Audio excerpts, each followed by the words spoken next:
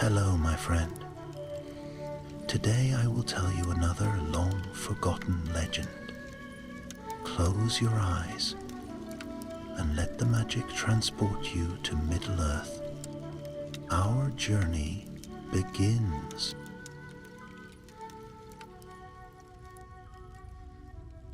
Night had settled softly over the Pelennor fields, as if the land itself were drawing a weary breath after long years of strife. Lanterns glimmered along the roads to Minas Tirith, and the white city shone like a star upon the mountainside. Yet beyond its high walls, where the quiet fields stretched toward, night had settled softly over the Pelennor fields, as if the land itself were drawing a weary breath after long years of strife. Lanterns glimmered along the roads to Minas Tirith, and the white city shone like a star upon the mountainside. Yet beyond its high walls, where the quiet fields stretched toward the river Anduin, a lone figure walked with steady purpose. Gandalf the White, though some still called him Grey in the old familiar way, leaned lightly upon his staff as he crossed the dew-laden grass. Though the great war was won, shadows lingered in his thoughts like fading echoes. For evil, once uprooted, seldom vanished in a day. It left behind embers, small, hidden things that might flare again if left untended.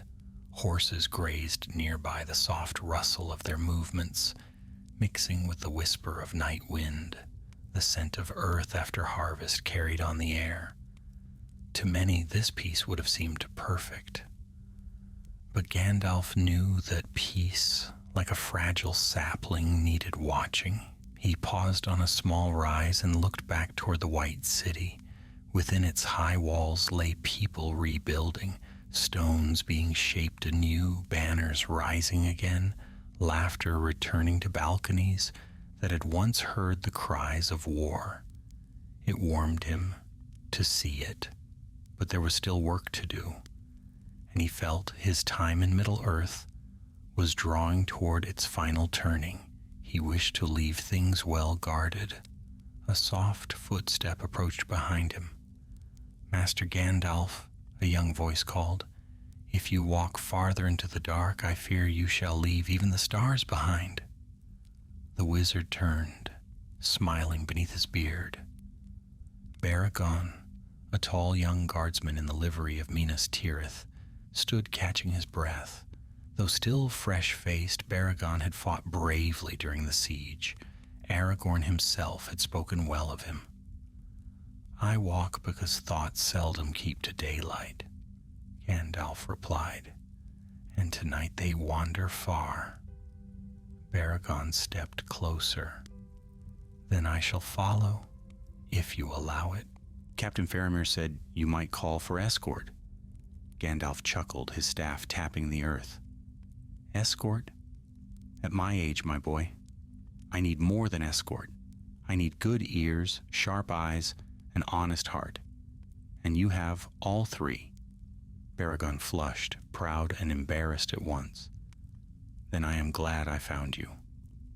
Gandalf looked eastward toward the dark line of Mirkwood far beyond the river, hidden by distance and night. "Word has come from Lorien," he said quietly. "Strange lights in the south, restless stirrings in the ruins of Dol Guldur. Nothing yet of force, but enough to draw my worry." Baragon's brow furrowed. "But that place was cleansed. The Lady Galadriel herself brought its walls down." "So she did," Gandalf murmured, "and yet stone can fall, while secrets remain buried beneath it." A chill breeze drifted across the fields. In the starlight, Gandalf's gaze sharpened. He could almost feel it again, that faint pulse of shadow, like a heartbeat left behind when the body was slain. "I must journey north," he said, "to see with my own eyes what stirs. But this task is not for me alone. I will need a small company, quiet, swift, and prepared for whatever we find." Baragon's posture straightened. "Then take me with you." You? Gandalf's tone held gentle surprise. You have just survived a siege that would have broken many twice your age. All the more reason, Baragon answered steadily. If danger remains, I would face it before it grows. And you said yourself, you need sharp eyes. Gandalf studied him for a long moment. In the young man's expression, he saw courage, yes, but also earnestness and the sturdy loyalty that Minas Tirith seemed to forge in its people like good steel. So be it, the wizard said at last. Prepare yourself at dawn. Baragon's eyes brightened, and he bowed before hurrying back toward the city. Left alone once more, Gandalf lifted his gaze to the moonlit sky. Somewhere far to the north, past river and forest, the ruins of Dol Guldur lay cold and silent, or so they ought to have been. But whispers traveled swiftly in Middle-earth, smoke rising where none should burn, orcs gathering where none should gather, a chieftain rumored to bear a name that should have turned to dust long ago. Ugluk the Returned, they called him in frightened murmurs. Gandalf gripped his staff. The war had ended, yes, but wars cast long shadows, and in their ashes, dangerous things sometimes try to kindle anew. The wizard breathed deeply, steady and calm. Very well, he said to the quiet night. Let us see what embers remain. Dawn came pale and quiet over Minas Tirith, touching the towers with silver before gold. The city stirred slowly, like a giant waking from long slumber, but Gandalf was already saddled and waiting beside the great gate, Shadowfax standing proudly at his side, mane bright as morning frost. Baragon arrived at a brisk stride, helm under his arm, cloak fastened, gear neatly packed. Though young, he bore himself with the steady readiness of a seasoned guard. I am prepared, Master Gandalf, he said, though a faint excitement flickered in his eyes. Good, the wizard replied, mounting Shadowfax with an ease that belied his years. We wait only for the others. Others? Baragon asked, surprised. A light sound drifted from behind one of the great gate pillars, soft as wind through reeds. An elf stepped into view, tall and fair, clad in green-gray travel clothes. His movements were smooth as flowing water, his bow slung across his back.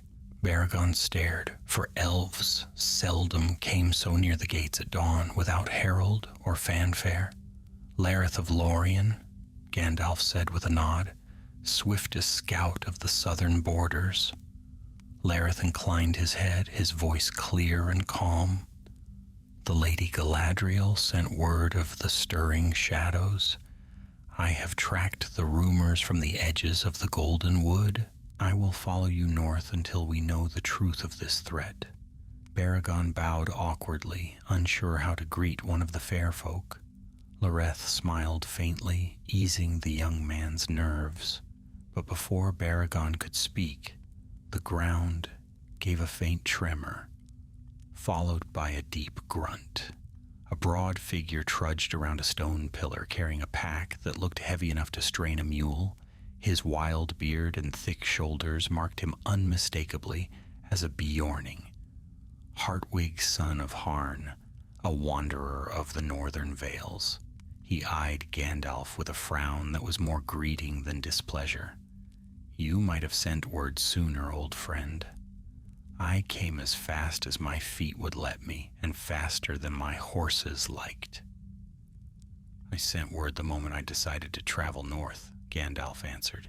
If you arrive so swiftly, it speaks well of your stride. Hartwig snorted.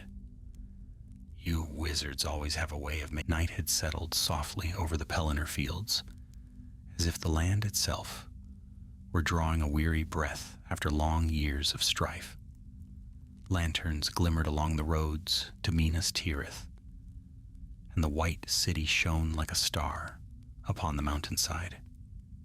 Yet beyond its high night had settled softly over the Pelennor fields, as if the land itself were drawing a weary breath after long years of strife. Lanterns glimmered along the roads to Minas Tirith, and the white city shone like a star upon the mountainside. Yet beyond its high walls, where the quiet fields stretched toward the river Anduin, a lone figure walked with steady purpose. Gandalf the White, though some still called him Grey in the old familiar way, leaned lightly upon his staff as he crossed the dew-laden grass. Though the great war was won, shadows lingered in his thoughts like fading echoes. For evil, once uprooted, seldom vanished in a day. It left behind embers, small, hidden things that might flare again if left untended. Horses grazed nearby, the soft rustle of their movements, mixing with the whisper of night wind, the scent of earth after harvest carried on the air. To many, this peace would have seemed perfect. But Gandalf knew that peace, like a fragile sapling, needed watching. He paused on a small rise and looked back toward the white city. Within its high walls lay people rebuilding, stones being shaped anew, banners rising again, laughter returning to balconies that had once heard the cries of war. It warmed him to see it, but there was still work to do, and he felt his time in Middle-earth was drawing toward its final turning. He wished to leave things well guarded. A soft footstep approached behind him. "Master Gandalf," a young voice called, "if you walk farther into the dark, I fear you shall leave even the stars behind." The wizard turned, smiling beneath his beard. Baragon, a tall young guardsman in the livery of Minas Tirith, stood catching his breath. Though still fresh-faced, Baragon had fought bravely during the siege. Aragorn himself had spoken well of him. "I walk because thoughts seldom keep to daylight," Gandalf replied, "and tonight they wander far." Baragon stepped closer. "Then I shall follow, if you allow it." Captain Faramir said you might call for escort. Gandalf chuckled, his staff tapping the earth. "Escort? At my age, my boy, I need more than escort. I need good ears, sharp eyes, an honest heart. And you have all three." Baragon flushed, proud and embarrassed at once. "Then I am glad I found you." Gandalf looked eastward toward the dark line of Mirkwood far beyond the river, hidden by distance and night. "Word has come from Lorien," he said quietly. "Strange lights in the south, restless stirrings in the ruins of Dol Guldur. Nothing yet of force, but enough to draw my worry." Baragon's brow furrowed.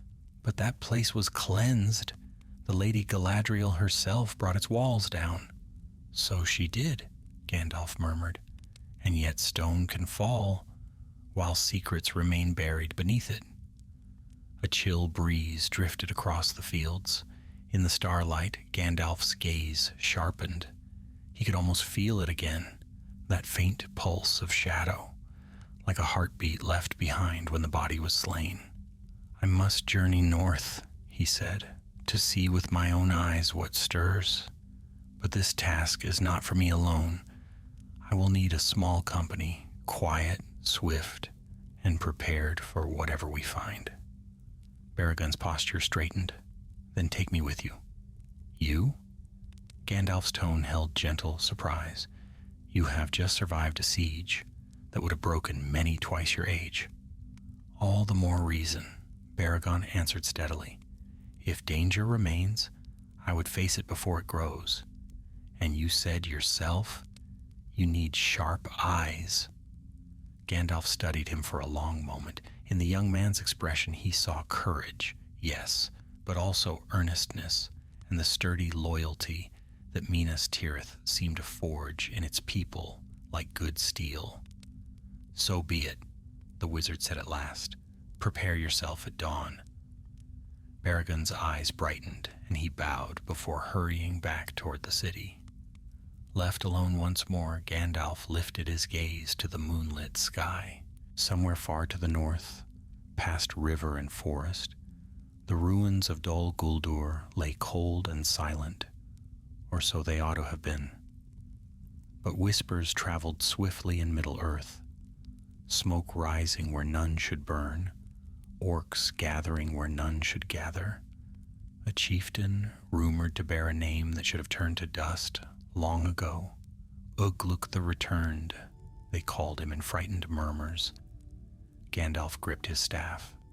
The war had ended, yes, but wars cast long shadows, and in their ashes, dangerous things sometimes try to kindle anew. The wizard breathed deeply, steady and calm. "Very well," he said to the quiet night. "Let us see what embers remain." Dawn came pale and quiet over Minas Tirith, touching the towers with silver before gold.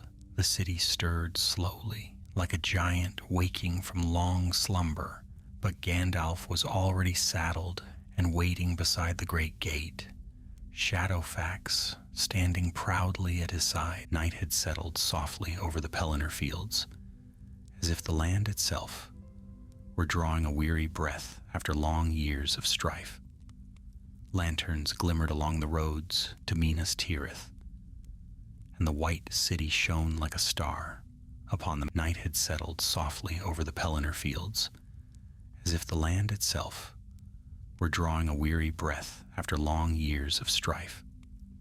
Lanterns glimmered along the roads to Minas Tirith, and the white city shone like a star upon the mountainside. Yet beyond its high walls, where the quiet fields stretched toward the river Anduin, a lone figure walked with steady purpose. Gandalf the White, though some still called him Grey in the old familiar way, leaned lightly upon his staff as he crossed the dew-laden grass. Though the great war was won, shadows lingered in his thoughts like fading echoes. For evil, once uprooted, seldom vanished in a day. It left behind embers, small, hidden things that might flare again if left untended. Horses grazed nearby, the soft rustle of their movements, mixing with the whisper of night wind, the scent of earth after harvest carried on the air. To many, this peace would have seemed perfect. But Gandalf knew that peace, like a fragile sapling, needed watching. He paused on a small rise and looked back toward the white city. Within its high walls lay people rebuilding, stones being shaped anew, banners rising again, laughter returning to balconies that had once heard the cries of war. It warmed him to see it, but there was still work to do, and he felt his time in Middle-earth was drawing toward its final turning. He wished to leave things well guarded. A soft footstep approached behind him. "Master Gandalf," a young voice called, "if you walk farther into the dark, I fear you shall leave even the stars behind." The wizard turned, smiling beneath his beard. Baragon, a tall young guardsman in the livery of Minas Tirith, stood catching his breath. Though still fresh-faced, Baragon had fought bravely during the siege. Aragorn himself had spoken well of him. "I walk because thoughts seldom keep to daylight," Gandalf replied, "and tonight they wander far." Baragon stepped closer. "Then I shall follow, if you allow it." Captain Faramir said you might call for escort. Gandalf chuckled, his staff tapping the earth. "Escort? At my age, my boy, I need more than escort. I need good ears, sharp eyes, an honest heart. And you have all three." Baragon flushed, proud and embarrassed at once. "Then I am glad I found you." Gandalf looked eastward toward the dark line of Mirkwood far beyond the river, hidden by distance and night. "Word has come from Lorien," he said quietly. "Strange lights in the south, restless stirrings in the ruins of Dol Guldur. Nothing yet of force, but enough to draw my worry. Baragon's brow furrowed. But that place was cleansed. The Lady Galadriel herself brought its walls down. So she did, Gandalf murmured. And yet stone can fall, while secrets remain buried beneath it. A chill breeze drifted across the fields. In the starlight, Gandalf's gaze sharpened. He could almost feel it again, that faint pulse of shadow, like a heartbeat left behind when the body was slain. I must journey north, he said, to see with my own eyes what stirs. But this task is not for me alone. I will need a small company, quiet, swift, and prepared for whatever we find. Baragon's posture straightened. Then take me with you. You? Gandalf's tone held gentle surprise. You have just survived a siege that would have broken many twice your age. All the more reason, Baragon answered steadily. If danger remains, I would face it before it grows. And you said yourself, you need sharp eyes. Gandalf studied him for a long moment. In the young man's expression, he saw courage, yes, but also earnestness and the sturdy loyalty that Minas Tirith seemed to forge in its people like good steel. So be it, the wizard said at last. Prepare yourself at dawn. Baragon's eyes brightened, and he bowed before hurrying back toward the city. Left alone once more, Gandalf lifted his gaze to the moonlit sky. Somewhere far to the north, past river and forest, the ruins of Dol Guldur lay cold and silent, or so they ought to have been. But whispers traveled swiftly in Middle-earth, smoke rising where none should burn, orcs gathering where none should gather, a chieftain rumored to bear a name that should have turned to dust long ago. Ugluk the Returned, they called him in frightened murmurs. Gandalf gripped his staff. The war had ended, yes, but wars cast long shadows, and in their ashes, dangerous things sometimes tried to kindle anew. The wizard breathed deeply, steady and calm. Very well, he said to the quiet night. Let us see what embers remain. Dawn came pale and quiet over Minas Tirith, touching the towers with silver before gold. The city stirred slowly, like a giant waking from long slumber, but Gandalf was already saddled and waiting beside the great gate, Shadowfax standing proudly at his side, mane bright as morning frost.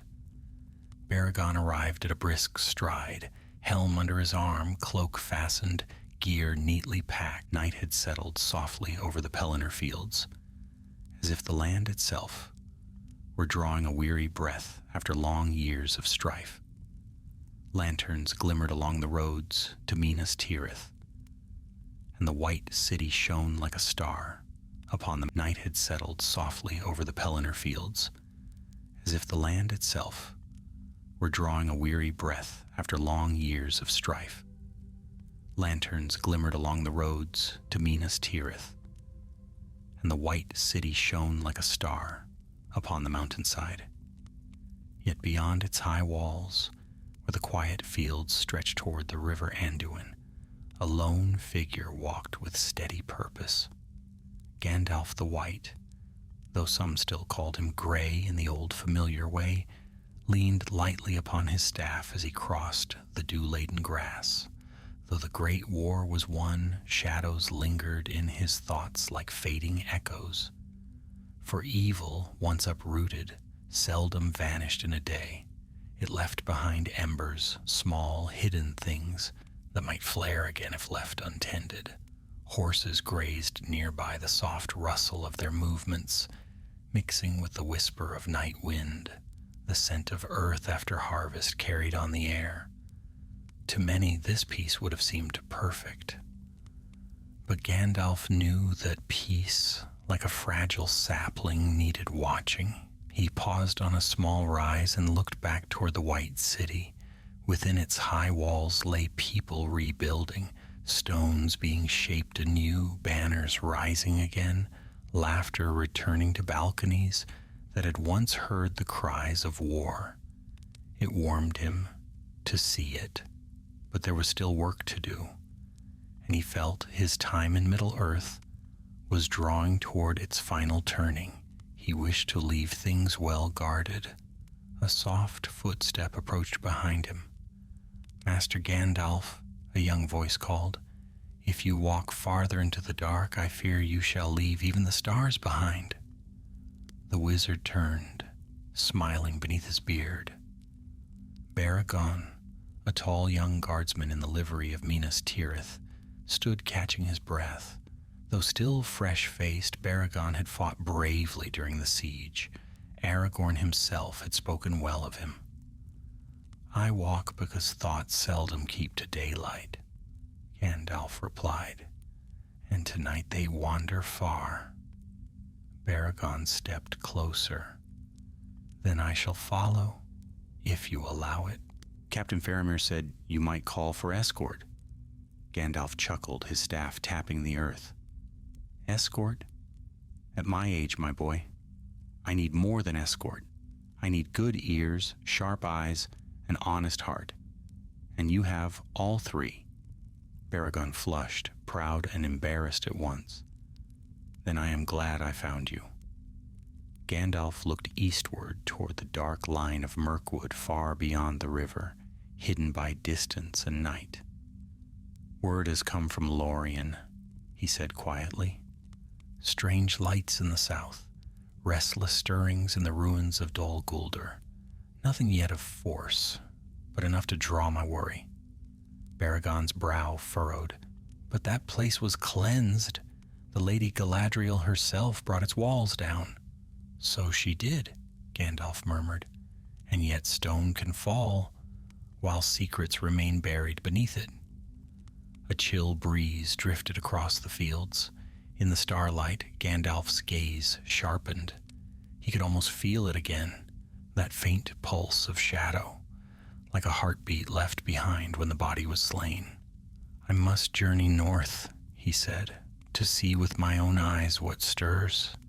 But this task is not for me alone. I will need a small company, quiet, swift, and prepared for whatever we find." Baragon's posture straightened. "Then take me with you." "You?" Gandalf's tone held gentle surprise. "You have just survived a siege that would have broken many twice your age." "All the more reason," Baragon answered steadily. "If danger remains, I would face it before it grows. And you said yourself, you need sharp eyes." Gandalf studied him for a long moment. In the young man's expression, he saw courage, yes, but also earnestness and the sturdy loyalty that Minas Tirith seemed to forge in its people like good steel. "So be it," the wizard said at last. "Prepare yourself at dawn." Baragon's eyes brightened, and he bowed before hurrying back toward the city. Left alone once more, Gandalf lifted his gaze to the moonlit sky. Somewhere far to the north, past river and forest, the ruins of Dol Guldur lay cold and silent, or so they ought to have been. But whispers traveled swiftly in Middle-earth, smoke rising where none should burn, orcs gathering where none should gather, a chieftain rumored to bear a name that should have turned to dust long ago. Ugluk the Returned, they called him in frightened murmurs. Gandalf gripped his staff. The war had ended, yes, but wars cast long shadows, and in their ashes, dangerous things sometimes tried to kindle anew. The wizard breathed deeply, steady and calm. "Very well," he said to the quiet night. "Let us see what embers remain." Dawn came pale and quiet over Minas Tirith, touching the towers with silver before gold. The city stirred slowly, like a giant waking from long slumber, but Gandalf was already saddled and waiting beside the great gate, Shadowfax standing proudly at his side, mane bright as morning frost. Baragon arrived at a brisk stride, helm under his arm, cloak fastened, gear neatly packed. Though young, he bore himself with the steady readiness of a seasoned guard. I am prepared, Master Gandalf, he said, though a faint excitement flickered in his eyes. Good, the wizard replied, mounting Shadowfax with an ease that belied his years. We wait only for the others. Others? Baragon asked, surprised. A light sound drifted from behind one of the great gate pillars, soft as wind through reeds. An elf stepped into view, tall and fair, clad in green-gray travel clothes. His movements were smooth as flowing water, his bow slung across his back. Baragon stared, for elves seldom came so near the gates at dawn without herald or fanfare. Lareth of Lorien, Gandalf said with a nod, swiftest scout of the southern borders.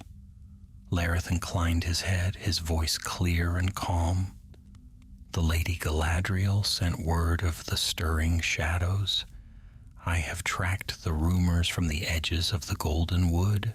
I will follow you north until we know the truth of this threat. Baragon bowed awkwardly, unsure how to greet one of the fair folk. Lareth smiled faintly, easing the young man's nerves. But before Baragon could speak, the ground gave a faint tremor, followed by a deep grunt. A broad figure trudged around a stone pillar carrying a pack that looked heavy enough to strain a mule. His wild beard and thick shoulders marked him unmistakably as a Beorning, Hartwig son of Harn, a wanderer of the northern vales. He eyed Gandalf with a frown that was more greeting than displeasure. You might have sent word sooner, old friend. I came as fast as my feet would let me, and faster than my horses liked. I sent word the moment I decided to travel north, Gandalf answered. If you arrive so swiftly, it speaks well of your stride. Hartwig snorted. You wizards always have a way of making a man feel he's already late even when he's early. Baragon stood straighter. I did not know Beornings traveled so far south. We do not, Hartwig replied, unless wolves or orcs stir where they shouldn't. And when I heard whispers of orc bands creeping out of the ruins of Dol Guldur, I knew I would find Gandalf somewhere nearby. Trouble seems to follow him like a hungry wolf. Gandalf's eyes twinkled. Then we are well met. Let us begin. With that, the small company set forth beyond the walls of Minas Tirith. They rode north along the fields, leaving behind the shining towers and newly rebuilt homes. The wind carried the fresh scents of river and plain. Above them, the sky brightened into clear blue. For a time they traveled in peace. Baragon rode beside Gandalf, listening to the wizard's quiet guidance about the lands they crossed. The remnants of old battlegrounds, the hills where Rohirrim's scouts once camped, the small farmsteads now returning to life. Yet the further they went, the more the past war seemed to fade behind them, until the mountains of Emyn Muil appeared far in the distance like jagged teeth. It was near midday when Lareth raised a hand. Hold, the elf murmured. Something stirs ahead. They halted. The company dismounted, moving carefully over a low rise. Below, in a shallow valley, smoke drifted from a ruined farmhouse, thin and gray, rising from a hole where the roof had collapsed. But the troubling sight lay in the tracks around it. Orc footprints, fresh. Hartwig crouched beside them, touching the mud with thick fingers. Not more than a day old, he muttered. Small band, maybe 6 or 7. Baragon felt a chill. I thought the orcs had all fled east or been scattered. Most did, Gandalf answered, but not all. The remnants cling to old shadows, and old shadows cling to them. They followed the tracks to a broken wall. There, beneath torn thatch and fallen stone, they found an elderly farmer sheltering beside his injured daughter. Her leg was bound with a rough cloth, blood dried around the edges. Baragon knelt swiftly. Sir, what happened here? The old man's eyes widened with relief. "They came at night," he rasped. "Black shapes, foul voices, searching the place. They kept asking about the gray flame. I know not what they meant." Gandalf's expression sharpened. Lareth glanced at him. The same rumor that reached Lorien. "The gray flame," Gandalf repeated softly, as if tasting the words. "So the whisper carries even this far south." The farmer gripped Baragon's hand. "They fled north along the river. My son followed, but he has not returned." Baragon looked to Gandalf. "We must help them." "We shall," the wizard replied, "but carefully." They tended the wounded girl, binding her leg more securely and giving the pair enough provisions to last until riders from Minas Tirith could come. Then the company pressed northward, following the orcs' trail. As afternoon deepened, the land grew emptier. Sparse trees lined the riverbank, their branches skeletal in the chill air. Lareth moved ahead like a shadow, while Hartwig scanned the ground for signs. At last, as the sun dipped low, Gandalf raised his staff. "We stop here for the night." Baragon looked uneasy. "The orcs may not be far." "They are close," Gandalf said, "but they do not yet know we follow. We will keep watch." The campfire they built was small, its flames shielded by stones. Baragon sat beside Gandalf, who gazed thoughtfully into the fire. "Master Gandalf," he asked quietly, "what is the gray flame?" The wizard stirred the embers with a stick, his voice low but steady. "Something that should not be stirring at all. A remnant of Dol Guldur's darkest craft. If orcs seek it, then this journey may prove more dangerous than any of us hoped." Baragon swallowed, yet his resolve held. Far in the night, as the stars wheeled slowly overhead, a faint howl drifted on the cold wind. Not wolf, not warg, something harsher, like stone scraping against flame. Gandalf lifted his eyes toward the sound. "The shadows move," he murmured. "Tomorrow we follow them into darker places." The morning broke gray and cold, the kind of dawn that carried no warmth. Only a faint glow washed thin across the land. Mist clung to the river like torn veils, drifting in silent folds.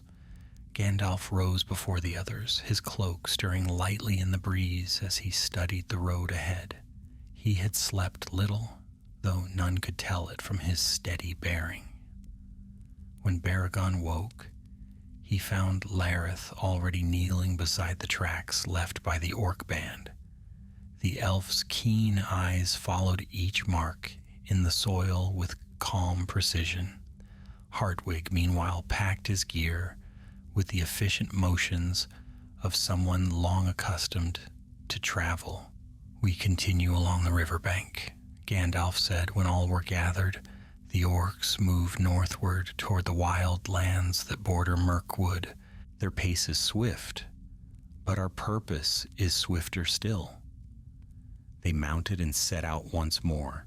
The trail was easy enough to follow at first, ornate in its ugliness, with deep-pressed footprints and the occasional scrap of foul-smelling cloth snagged on briars. Yet as they traveled farther, the land began to change. Trees thickened, bending inward over the path like watchful sentries. Birds grew quiet, even the air felt heavier, carrying a scent that Baragon could not easily place, a cold, metallic bitterness, as if an unseen fire had burned something unclean. By noon they reached a narrow gorge where the river plunged between dark stones. Lareth halted abruptly, one hand raised. "There," he whispered, "across the river." On the opposite bank, half hidden by undergrowth, lay the body of a young man. He sprawled face down, clothes torn, arm outstretched as if he had tried to crawl back towards the water before strength failed him. Baragon's heart tightened. "The farmer's son," he murmured. Without waiting for command, he dismounted and splashed across the shallows. Lareth followed, swift and silent. The young man still breathed, barely. When they turned him gently, they saw the deep gash across his chest, darkened around the edges with a strange gray hue. It looked unlike any ordinary wound. "He lives," Lareth said softly, "but only just." Berrigan pressed a cloth to the wound, trying to stanch the faint trickle of blood. "Please, stay with us," he urged, though he knew the lad's thoughts were fading far beyond his voice. Gandalf knelt beside him, placing one hand lightly against the boy's brow. A soft radiance stirred beneath the wizard's palm, like the glow of coals hidden beneath ash. The boy shuddered, breath hitching. "Be still," Gandalf whispered. "You are among friends. Tell us what you saw." The young man's eyes flickered open, clouded with pain.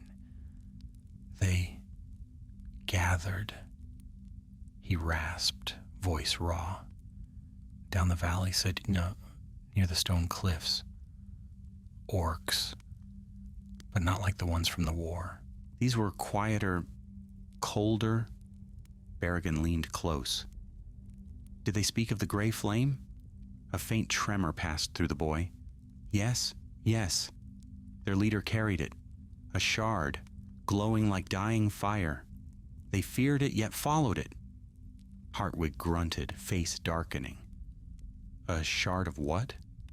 But the boy's strength ebbed too quickly. His fingers tightened weakly on Berrigan's sleeve. "They took others, travelers from the road. I tried to lead them astray. I slowed them, but..." His breath shuddered once more, and then fell still. Berrigan bowed his head. Lareth placed a hand on the young man's chest, murmuring a soft elven lament. Gandalf, face solemn, closed the boy's eyes. "He showed courage," the wizard said quietly, "and courage such as his must not be in vain." They laid the young man beneath a cairn of river stones, setting them with care. Berrigan lingered as the others rose, sorrow lingering heavy in his heart. He had known battle, had seen death enough, yet the needless cruelty of this struck him deeply. Gandalf touched his shoulder. "Grief is the price of caring for the realm," he said, "but grief must lead us forward, not stall our steps." Berrigan nodded, though his jaw tightened. The company crossed back to the eastern bank and continued onward. The river wound like a silver thread beside them, the gorge gradually widening into a broad valley. Tracks became more numerous here, prints of orcs, dragging marks, broken branches, signs of captives being forced along. As dusk approached, Lareth climbed a low ridge and motioned the others to join him. From there, they looked down into the hollow beyond. A crude camp sprawled beneath an overhang of rock, half hidden by thorny brush. Smoke drifted from a shallow pit, and dark shapes huddled around it. Several figures, bound, gagged, were tied to a fallen tree trunk. The orcs milled restlessly, muttering in harsh tongues. But it was the one at the far end of the camp that held Gandalf's gaze. A broad orc, scarred from brow to chin, wearing scraps of mismatched armor. Across his back hung a jagged blade, its edge stained with old blood. In his clawed hand he held a small iron casket. Even from this distance, faint, pale light leaked from its seams, light that flickered like dying embers. Ugluk the returned. Hartwig growled low in his throat. "I know that brute. Rumors said he fell at Helm's Deep." "Rumors are often mistaken," Gandalf murmured, "but that shard he carries, its glow confirms our fears." Berrigan frowned. "What is it? What power does it hold?" Gandalf's eyes darkened. "A fragment of an old craft, some remnant of the forges Sauron used when he dwelt in Dol Guldur. Not a ring, nor anything so mighty. but enough to draw orcs to it, enough to stir their malice into something organized. Lareth's voice was low. If Ugluk seeks to rebuild his strength, he will use that shard to bind scattered bands under his command. And if he succeeds, Gandalf said, the peace we fought for will be stained with new blood. Baragon looked down at the captives, fists clenched. We must free them. We will, Gandalf answered, but not by rushing like foolish warriors. Darkness clings to that shard. We must strike with care. They retreated from the ridge and found shelter among twisted pines. There, beneath the rising moon, Gandalf outlined their plan. Lareth to cut the captives free in silence, Hartwig to break the camp's rear guard, Baragon to draw attention away with feigned movement along the riverbed. Gandalf himself would confront Ugluk. Baragon swallowed. You will face him alone? He carries a thing that answers to darkness, Gandalf replied. Better that I meet it than any of you. The night deepened. Stars flickered through thin clouds. The cold wind carried the smell of damp earth and distant smoke. Baragon tightened his cloak, feeling a tremor of nerves, but also resolve. He could almost see the boy's last breath, hear his final warning. There was no turning back. Gandalf rose, staff gleaming faintly. The orcs rest uneasily. When the moon climbs above the cliff's edge, we move. Baragon nodded.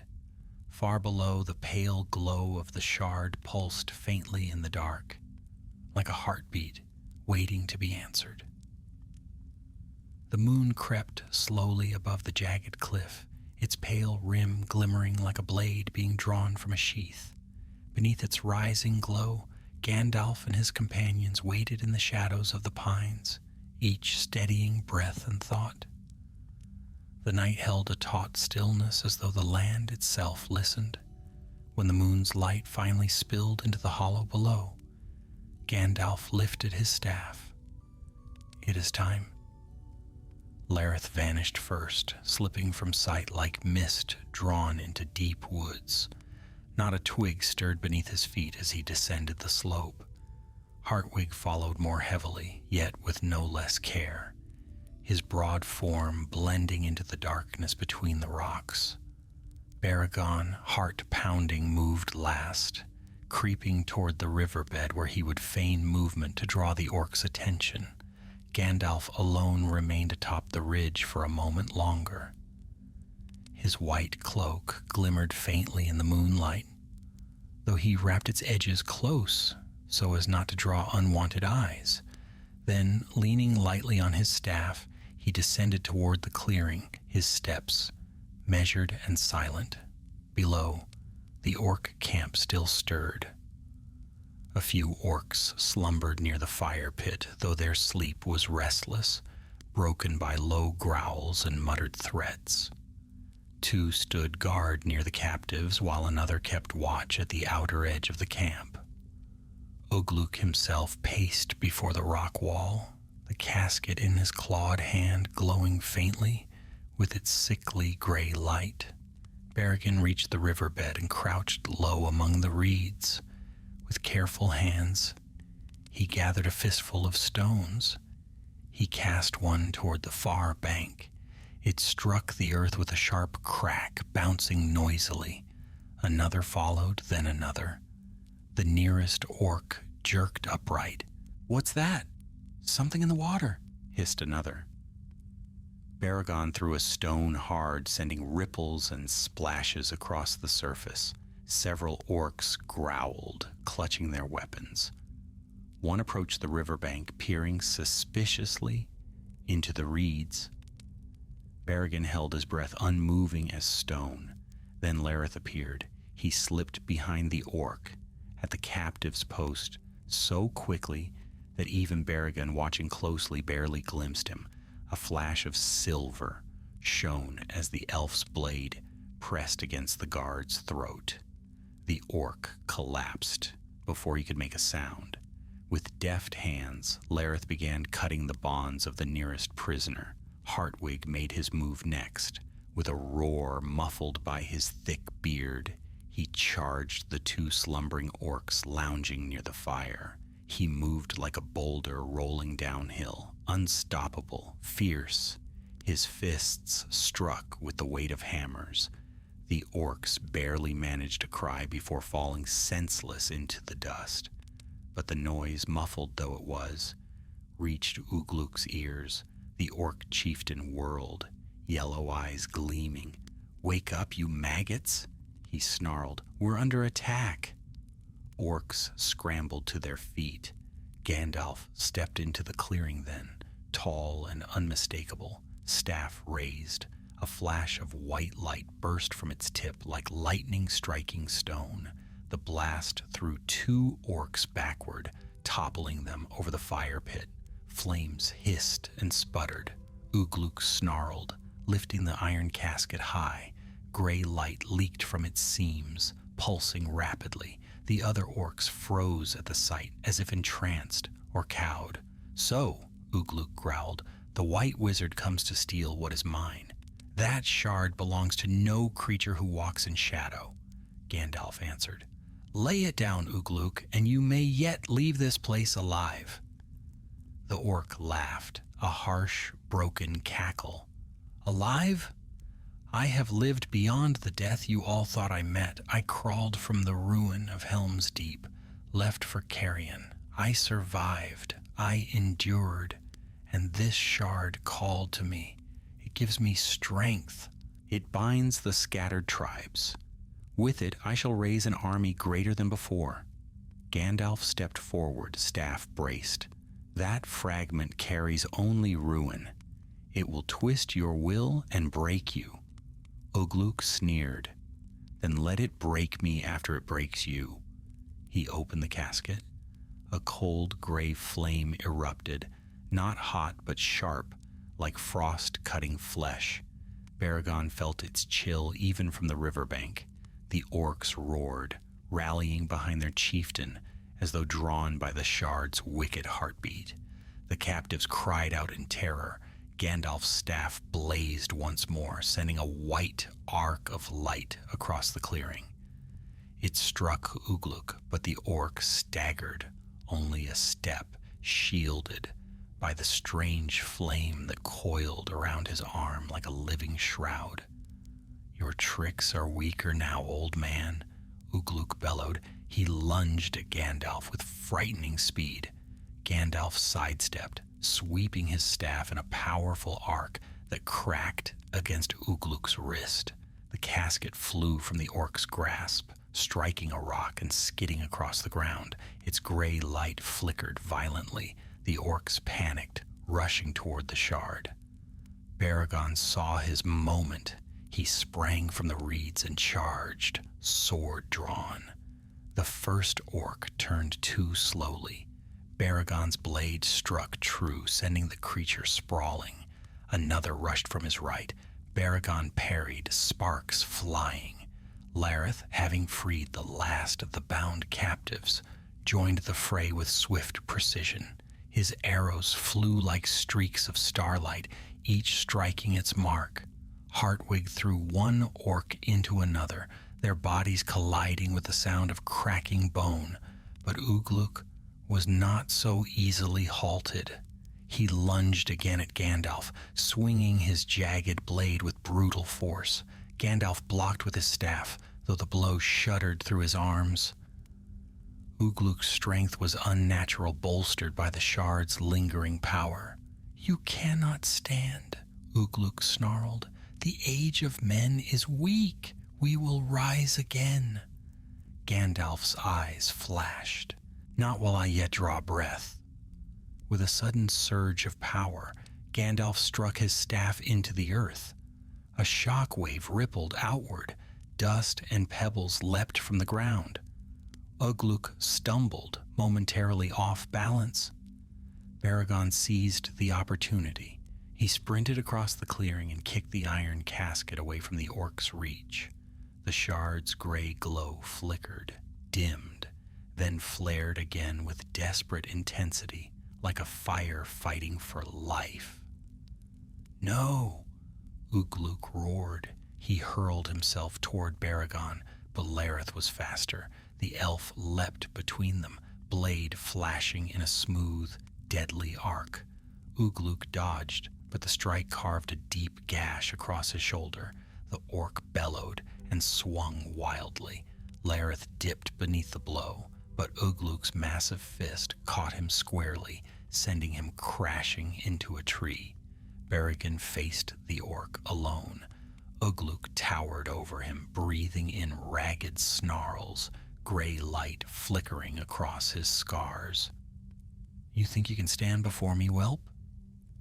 Baragon did not answer. He set his feet, blade steady. His hands trembled, but his resolve did not. Ugluk raised his weapon for the killing stroke. Then Gandalf's voice rang out, "Ugluk." The orc turned, and Gandalf struck him with a bolt of white fire so fierce it lit the night like dawn. Ugluk staggered backward, roaring in pain, his blade falling from numb fingers. The gray flame sputtered, collapsing inward. Hartwig charged with a thunderous shout, slamming his shoulder into Ugluk's chest. The orc toppled, crashing to the ground. Gandalf strode forward, staff leveled. "This ends now." Ugluk tried to rise, then slumped, the unnatural strength fading from his limbs. The last breath left him in a rattling hiss. His body went still. Silence fell. The remaining orcs, seeing their leader slain and the shard dimmed, fled into the night, vanishing into the brush like scattered shadows. Baragon bent over, catching his breath. Lareth rose slowly, wincing but unharmed. Hartwig wiped his brow, muttering a few choice curses about stubborn orcs. Gandalf approached the iron casket cautiously.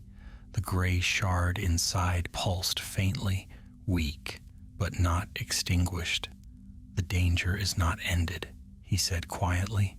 "This must be taken to a place where its shadow cannot grow." The moon hung cold above them. The captives sobbed with relief. The fire pit hissed as embers cooled. Baragon looked at the shard's dying light and felt a chill deep in his bones. For though Ugluk had fallen, the true peril of their quest still lay ahead. Dawn crept slowly over the valley, pale and thin after the night's turmoil. A faint mist drifted above the trampled clearing where the orc camp had stood, carrying with it the bitter tang of smoke and the sharper scent of cold stone. Birds had not yet returned to their morning songs, as if they too sensed the lingering presence of something unclean. Gandalf crouched beside the iron casket. Its seams glimmered with the faintest pulse of gray, as though a dying ember still fought to smolder. He did not touch it, but studied it with stern, weary eyes. Baragon stood a few paces away, watching. His hands still trembled lightly from the battle, though he held them steady behind his back, unwilling to show the strain. The slain orcs lay scattered around the clearing, their dark shapes already cooling. The captives, 4 travelers and a Rohirrim scout, huddled near a fallen tree, wrapped in spare cloaks, while Lareth tended their wounds. Hartwig paced the camp's edge, grumbling under his breath as he inspected broken branches and scattered packs. "Orcs run fast when fear drives them," he muttered, kicking a discarded blade into the brush. "Would have finished the rest if they'd had the courage to stand." "Let them flee," Lareth answered quietly, without lifting his gaze from the bandage he tied. "Fear scatters them more swiftly than our blades." Gandalf finally rose, staff in hand. "We cannot linger. The shard must be taken north, without delay." Baragon stepped closer, careful not to draw too near the casket. "What will we do with it, Master Gandalf? Can it be destroyed?" The wizard's face grew shadowed. I do not yet know. What lies within is no true flame, but a remnant of the dark art Sauron once wrought in Dol Guldur. It is wounded but not undone. If left unattended, it may gather strength again. Hartwig stopped pacing. Then we bury it deep. Leave it where no creature can dig it out. Gandalf shook his head. So long as its malice endures, it will call to any who bear the taint of the shadow. We must bring it to the very place it came from, to the ruins of Dol Guldur. Only there may we find the means to quench its embers completely. Lareth lifted his head. The path into that forest is perilous still. Though the necromancer is gone, the woods remember his presence. All the more reason to press on, Gandalf replied. The captives were given food from the company's packs and a safe path to follow back toward Minas Tirith. Baragan offered them warm farewells, though his thoughts were already fixed on the journey ahead. As the travelers departed, he felt a stirring of grim determination. The death of the farmer's son weighed heavily on him, a reminder of the cost of delay. By midday, the four companions were once more upon the northern road, the iron casket wrapped in thick cloth and secured on Hartwig's pack. None of them liked carrying it, but Hartwig insisted that no one else should bear the burden. "I've a back made of oak," he said. "If the cursed thing seeks to poison my mind, it'll find a thicker skull than it expects." Even so, he glared at the bundle from time to time as though daring it to stir. The day wore on. They followed the river until it curved into marshy ground and then turned northeast onto a narrow track leading toward the vast, distant shadow of Mirkwood. The land grew wilder with each passing mile. Tall grasses waved in the wind like pale spears. Hills of gray stone rose and fell, marking the untouched regions between Gondor and the woodland realm. As they approached the first stands of dark fir trees, Baragon felt a strange heaviness settle in the air. It clung to the skin, faint but unmistakable, like entering a hall where something terrible once occurred. Even Lareth, who walked with natural ease among the woods, seemed more guarded. "We are near the southern reaches," the elf murmured. "Long has this land lain under shadow. Though the necromancer is gone, the memory of his presence lingers in the roots and soil." Hartwig grunted. "If trees hold grudges, let them take it up with the wizard. I am but a weary traveler." Gandalf smiled faintly, though his eyes were far away.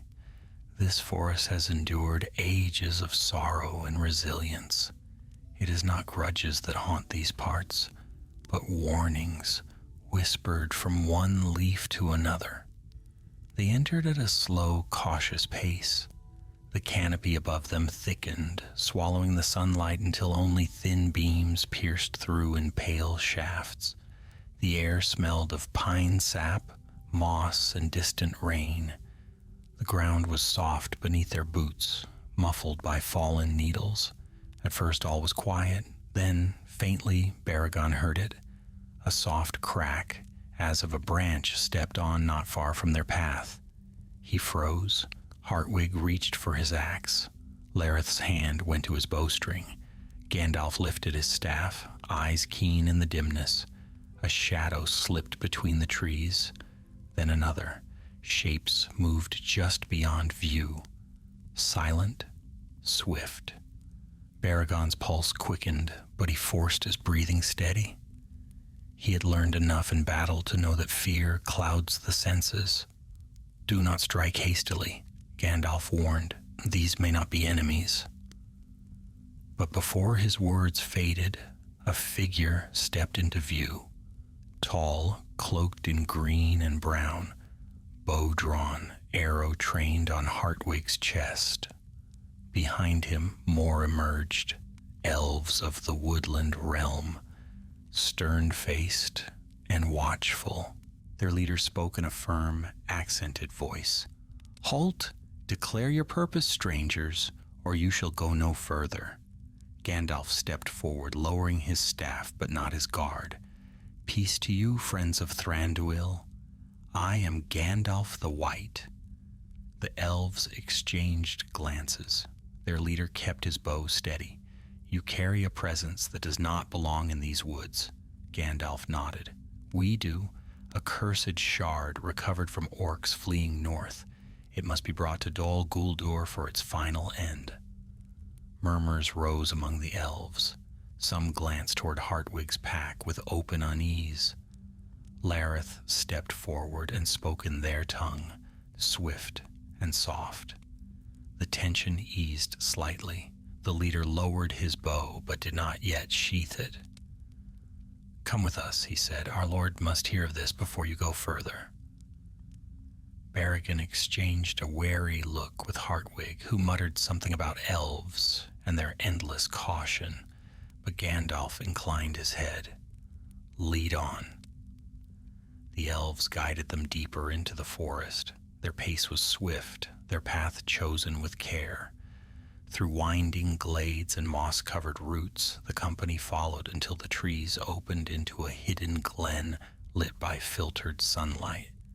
A tall figure waited there, clad in woodland green, crowned with a simple circlet of leaves and silver. Thranduil, Elven King of the woodland realm. His gaze fell upon Gandalf first, then upon the wrapped casket. His expression hardened. "So the shadow leaves remnants behind," he said, voice cool as forest air, "and now its fragment stirs once more." Gandalf bowed slightly. "We seek to end it, and you hope to carry it into the darkest scar upon my borders?" Thranduil replied. "You are bold indeed." He stepped closer, his eyes never leaving the bundle on Hartwig's back. "Tell me, Mithrandir," Thranduil said softly, "are you certain that what you carry can be unmade? Or will you merely wake something best left sleeping?" Baragon felt a chill crawl down his spine, because in Thranduil's voice he heard not only caution, but fear. The glen held its breath. Sunlight filtered through the boughs above, broken into shafts of gold that shimmered across the mossy ground. Thranduil stood perfectly still, like a carved figure of ancient wood and silver light. Yet the tension about him coiled tightly, as if the forest itself waited upon his judgment. Gandalf inclined his head, unshaken by the Elven King's stern gaze. "I would not carry this burden through your realm without purpose," he replied. "Nor would I awaken old dangers lightly. But this shard stirs the scattered remnants of the enemy. If left to fester, it may grow bold enough to rekindle a shadow where we have only recently brought light." Thranduil's eyes flickered, cold, then thoughtful. "You speak of necessity, yet necessity often opens the same doors that evil desires." From the edge of the glen, Hartwig muttered, "Doors or not, the thing is wrapped and quiet for now." Lareth cast him a warning look, but Thranduil's attention barely shifted. "Bring it forward," he said. Hartwig stiffened. "Bring what forward?" "The shard," Thranduil answered, his tone carrying the weight of a command. Gandalf nodded to Hartwig. "Do not unwrap it. Simply set the bundle before the king." Hartwig exhaled sharply through his beard, but obeyed.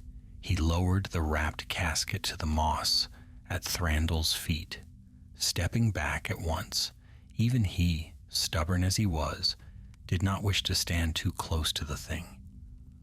Thranduil studied the bundle without touching it, his expression unreadable.